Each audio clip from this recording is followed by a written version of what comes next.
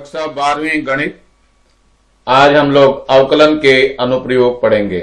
मैं R S प्रसाद sir इसकी प्रश्नावली 6.1 का भाग 1 शुरू करने जा रहा हूं। तो सबसे पहले हम लेते हैं उदाहरणों में ही सबसे ज्यादा इंपॉर्टेंट क्वेश्चन होते हैं। सबसे पहले एक घन की कोण 7 सेंटीमीटर प्रति सेकंड की दर से बढ़ रही है। तो इसको कैसे लिखेंगे? घन को हम ए से दिखाते हैं, तो डी ए अपॉन डी टी का मान दिया हुआ है 7 सेंटीमीटर प्रति सेकेंड। ये मान दिया हुआ, ये दिया हुआ 7 सेंटीमीटर प्रति सेकेंड की दर से बढ़ रही है। जब घन की कोण 10 सेंटीमीटर लंबी है, मतलब ए का मान इन्होंने दे दिया 10 सेंटीमीटर, तब घन का आयतन किस दर से बढ़ रहा है? तो चलो आयतन को निकालते हैं। यानी ये आपको पता होना चाहिए, डीवी अपॉन डी टी का मान इन्होंने पूछा है।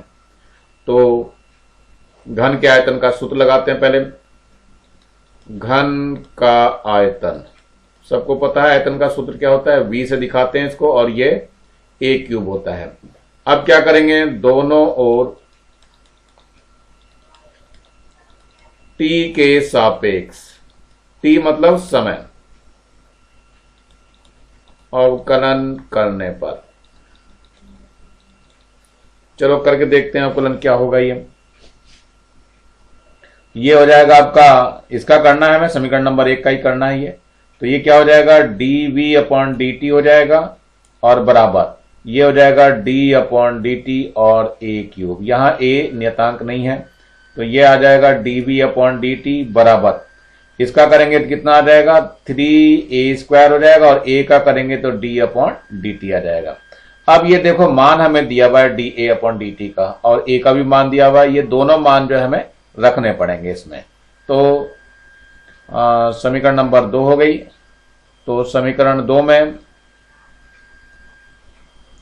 ए व डी ए अपॉन डी टी के मान रखने पर, मान रखवाइए, तो d v upon d t कितना हो जाएगा?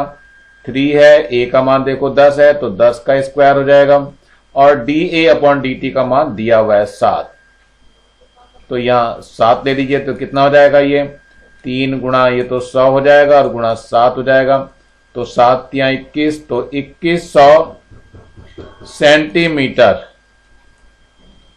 क्यूब प्रति सेकंड की दर से ये बढ़ेगा, और यही आपका आंसर हो जाएगा। चलिए हम चलते हैं उदाहरण नंबर 2 की तरफ बढ़ते हैं। ये उदाहरण 2 है। वृत्त के क्षेत्रफल में परिवर्तन की दर इसकी त्रिज्या r के सापेक्ष ज्ञात किए, जबकि r बराबर 5 है। चलिए देखते हैं वृत्त का क्षेत्रफल। वृत्त का क्षेत्रफल a जो होता है वो पाई r² होता है। चलिए देखिए, ये समीकरण नंबर 1 हो गई। अब क्या करेंगे? समीकरण 1 को r के सापेक्ष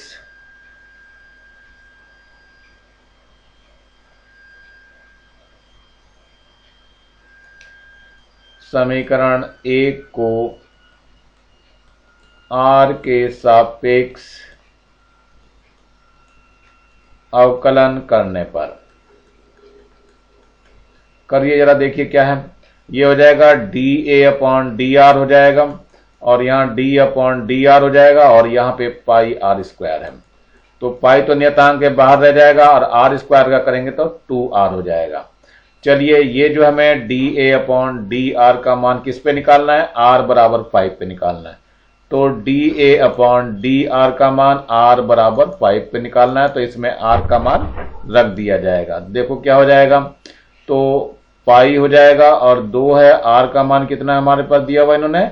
ये देखो 5 दिया हुआ है, तो इसको 5 रख दीजिए, तो कितना हो जाएगा? ये 5 दूनी 10 पाई हो जाएगा, और पाई का अगर मान रखना चाहें तो 3.14 रख दीजिए, तो 31.4 हो जाएगा। यही आपका आंसर। ये क्षेत्र में परिवर्तन की दर उसकी त्रिज्या के सापेक्ष है। तो इसका मतलब क्या हुआ? इतने सेंटीमीटर स्क्वायर, इसका जो यूनिट होगा सेंटीमीटर स्क्वायर प्रति सेंटीमीटर, ये आपका आंसर हो जाएगा। तो ये इस तरीके से आपके प्रश्न करने हैं। अब चलते हैं उदाहरण नंबर 3 की तरफ। एक वृत्त की त्रिज्या दी हुई है, r का मान दिया हुआ है, कितना है?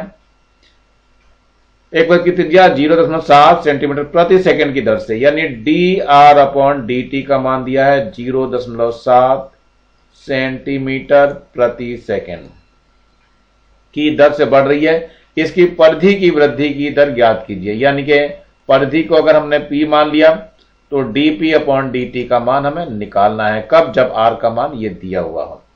चलिए, परिधि का जो सूत्र है हमें पता होता है, परिधि p से दिखा रहा हूं, p बराबर होता है 2πr। क्या करना है? अब t के सापेक्ष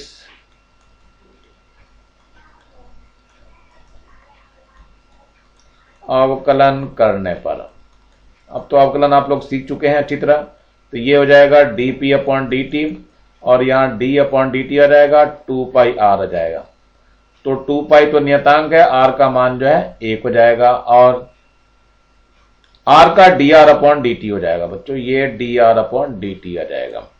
चलिए मान रख देते हैं सारे मान। अब हमें r का मान दिया हुआ है 4.9 और dr/dt चलो रख देते हैं, तो 2 हो जाएगा, पाई हो जाएगा और dr/dt का मान जो दिया हुआ ये यहां दिया हुआ, देखो ध्यान से 0.7 ये लिखा हुआ है आपका, तो यहां पे 0.7 हो जाएगा। तो जब इसको गुणा भाग करेंगे तो 2 गुणा 22/7 हो जाएगा और गुणा 0.7 हो जाएगा, इसको काटेंगे तो कितना आ जाएगा? 0.1 आ जाएगा। अब ये dp/dt का मान निकाल दीजिए, ये आ जाएगा 2 गुणा 22 गुणा 0.1, तो 2 दूनी 4, 2 दूनी 4 और 1 दशमलव यहां आ जाएगा, इतने सेंटीमीटर प्रति सेकंड की दर से ये बढ़ेगा, यही आंसर हो जाएगा।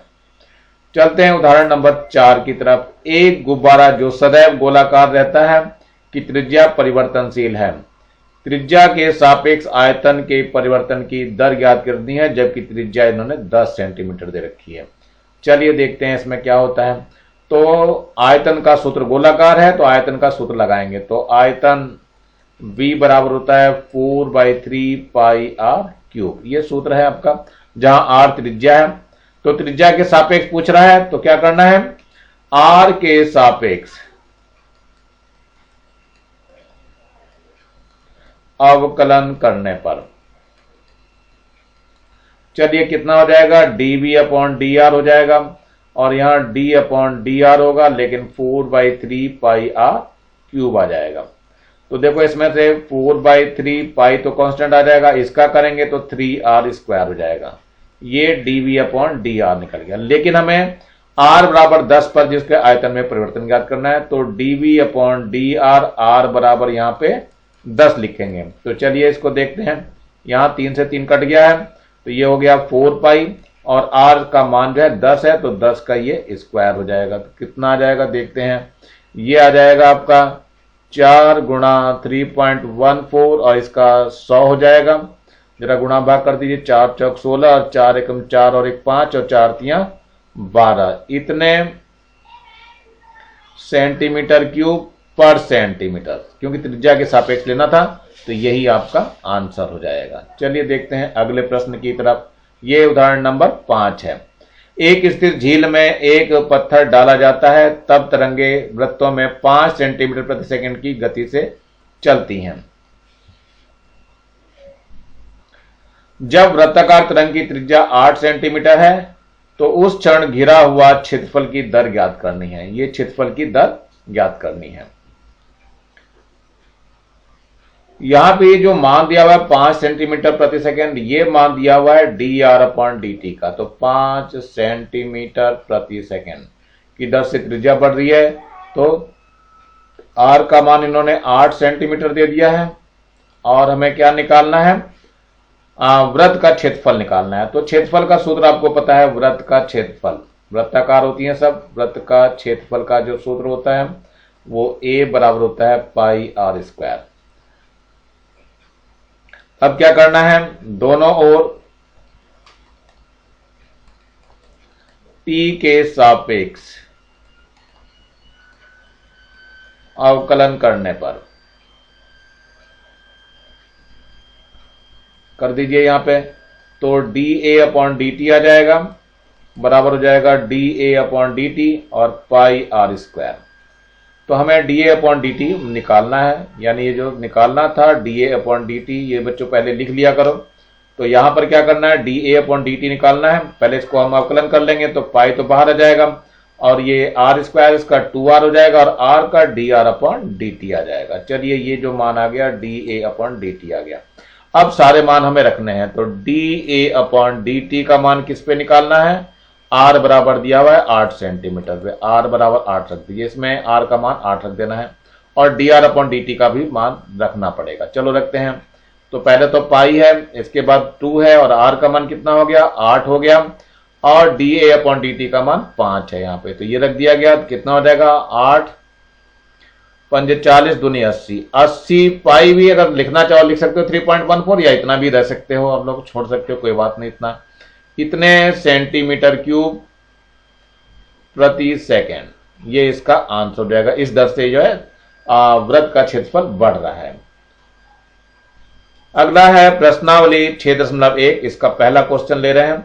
यदि घन की कोण 5 सेंटीमीटर प्रति सेकंड की दर से बढ़ रही, इसका मतलब ये D A upon d t का मान दिया है 5 सेंटीमीटर प्रति सेकंड की दर से बढ़ रही है, तो घन का आयतन किस दर से बढ़ रहा है, जबकि कोण दिए इन्होंने 8 सेंटीमीटर। तो घन के आयतन का सूत्र आप लोगों को पता होता है। घन का आयतन क्या होता है, घन का आयतन v बराबर होता है a⁻3, दोनों ओर t के सापेक्ष अवकलन करने पर कर दीजिए तो dv अपॉन dt हो जाएगा और यहां पे कितना हो जाएगा, d अपॉन dt और साथ में a क्यूब का करेंगे तो 3a² आएगा, फिर a का भी करेंगे तो da अपॉन dt आ जाएगा। ये आ गया dv अपॉन dt। लेकिन dv अपॉन dt का मान किस पे निकालना है हमें, a बराबर 8 पर निकालना है। तो a बराबर 8 पर, यानी कि इसमें a का मान 8 रख दिया जाएगा, तो 3 गुणा 8 का स्क्वायर हो जाएगा ये, और गुणा da अपॉन dt का मान 5 दिया हुआ है, तो 5 भी यहां रख दीजिए। तो रख दीजिए, कितना हो गया, 3 हो गया, 8 8 64 हो गया और गुणा 5 हो गया, तो कितना आ जाएगा, 5 या 15, 15 चौक 60 का 0 हासिल 6 और 15 6 90, 90 और 6 96, इतने सेंटीमीटर क्यूब बटे सेकेंड प्रति सेकेंड, ये आपका आंसर हो जाएगा। तो मेरे ख्याल से आसान है, कोई ज्यादा मुश्किल नहीं है, आप लोग कर सकते हैं आसानी से इसको। इसके बाद आता है हमारा प्रश्न नंबर 2। यदि घन की भुजा दे रखी इन्होंने 2 सेंटीमीटर प्रति सेकंड की दर से बढ़ी, इसका मतलब ये D A upon d t का मान दिया है 2 सेंटीमीटर प्रति सेकंड की दर से बढ़ रही है। तो 3 सेंटीमीटर भुजा के घन के आयतन की वृद्धि की दर क्या होगी, यानी ए का मान तो इन्होंने 3 दे दिया है, 3 सेंटीमीटर। चलो देखते हैं इसमें। तो घन का आयतन, घन का जो आयतन का सूत्र होता है क्या होता है बच्चों, v बराबर a क्यूब होता है, दोनों ओर t के सापेक्ष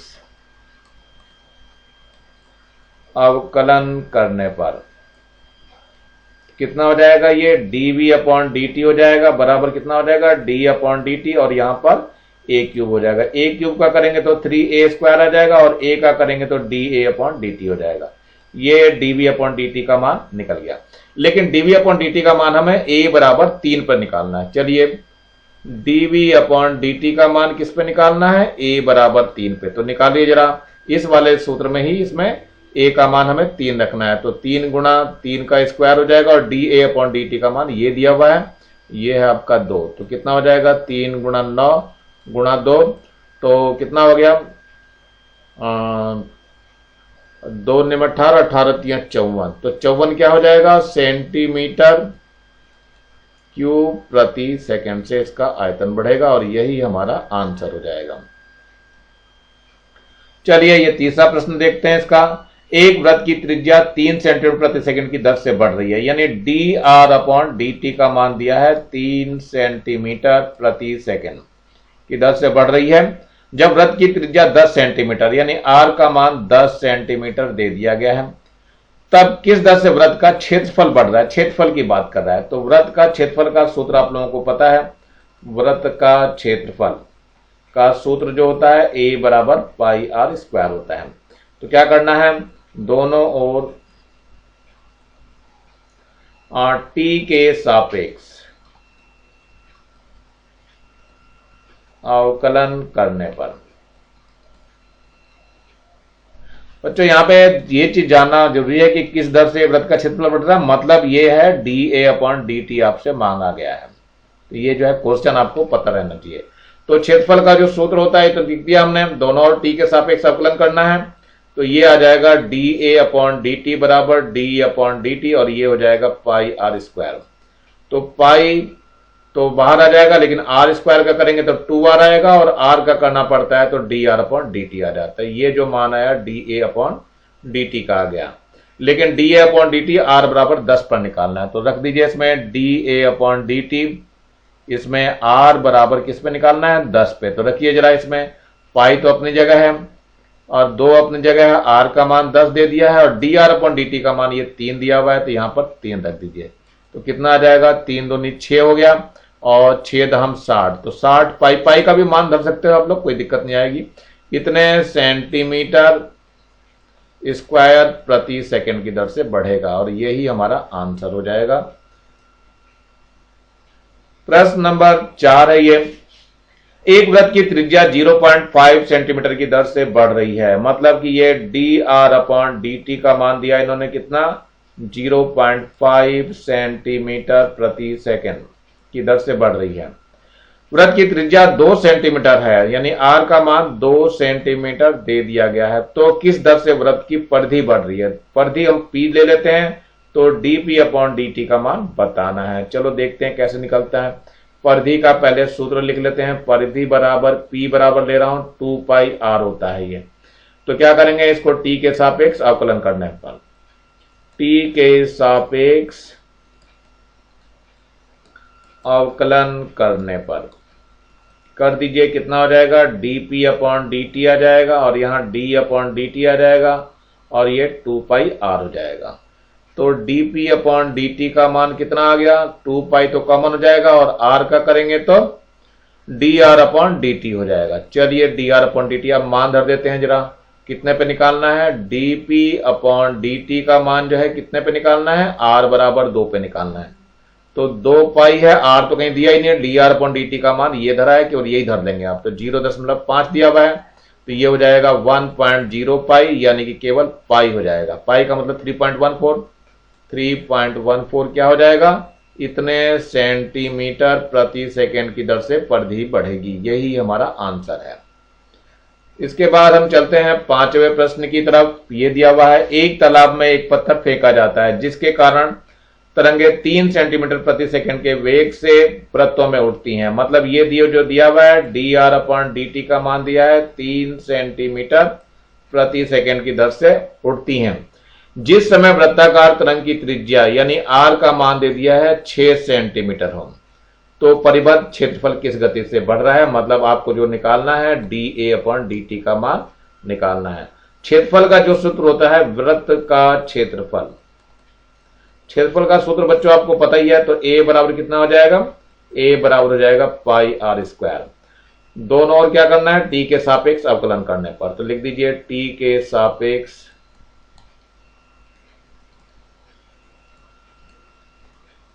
अवकलन करने पर कर दीजिए, कितना हो जाएगा, dA/dt हो जाएगा और ये d/dt कितना आ जाएगा, पाई आर स्क्वायर आ जाएगा। चलिए आगे करके देखते हैं। तो dA/dt कितना हो जाएगा, बराबर पाई तो बाहर आ जाएगा और इसका आर स्क्वायर का करेंगे तो 2r आएगा और r का करेंगे तो dr/dt हो जाएगा। अब इसमें मान हमें रखने पड़ेंगे, किस पे रखने हैं, r बराबर 6 पे। तो dA/dt का मान किस पे निकालना है, r बराबर 6 पे रख दीजिए। इसमें पाई तो ऐसे रहने दीजिए, 2r का मान 6 हो गया, dr/dt का मान बच्चों ये दिया हुआ है 3 है, तो कितना हो जाएगा, 3 दूनी 6, 6 6 36 पाई। अब यूनिट जो लिखनी है, सेंटीमीटर स्क्वायर प्रति सेकंड की दर से ये बढ़ रहा है। मेरे ख्याल से बच्चों समझ में आ गया होगा मेरे ख्याल से। तो ये आसान है, वैसे कोई ज्यादा मुश्किल भी नहीं है। अगर एक्सरसाइज निकल सकती है तो आप लोग निकाल लेंगे पूरी एक्सरसाइजें, बाकी जो प्रॉब्लम वगैरह हो उसको आप लोग पूछेंगे। और इसके नीचे एक लाल रंग का बटन दिखाई दे रहा होगा, इसको दबा के सब्सक्राइब करेंगे और ज्यादा से ज्यादा बच्चों को शेयर करेंगे। जिनके पास नहीं पहुंच पा रहा वीडियो उनको देने का प्रयास करेंगे। और कम से कम वीडियो को लाइक भी करेंगे, मेरे को पता चल सके हाँ आप लोगों को अच्छा लग रहा है या नहीं लग रहा है। तो इसके अनुसार मैं और अच्छा बनाने की कोशिश करूंगा। Thank you, have a nice day. इसी के साथ मैं आर एस प्रसाद आज की एक्सरसाइज यहीं समाप्त करता हूं। फिर मिलते हैं हम अगली एक्सरसाइज में, अगले मोड पर फिर से अगले अंक के साथ। ये आपकी प्रश्नावली 6.1 का दूसरा भाग थोड़ी ही दिन में ही मिलेगा आपको। Thank you.